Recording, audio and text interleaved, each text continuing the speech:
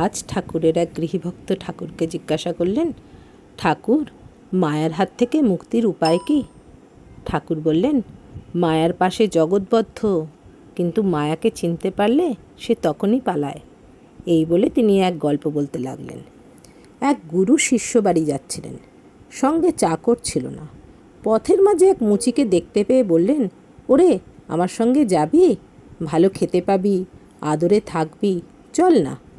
মুচি বললে, ঠাকুর, আমি অতি নীচ জাত, কেমন করে আপনার চাকর হয়ে যাব? গুরু বললেন, তাতে তোর কোনো চিন্তা নেই।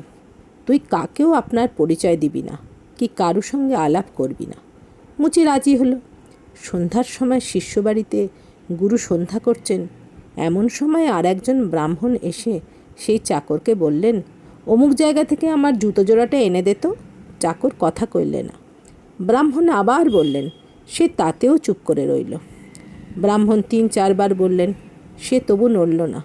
শেষে ব্রাহ্মণ বিরক্ত হয়ে বললেন, আরে বেটা, ব্রাহ্মণের কথা শুনিস নে, তুই কি জাত মুচি নাকি? মুচি এ কথা শুনে ভয়ে কাঁপতে কাঁপতে গুরুর দিকে চেয়ে বললে, ঠাকুরমশাই গো, ঠাকুরমশাই গো, আমায় চিনেছে, আমি পালাই।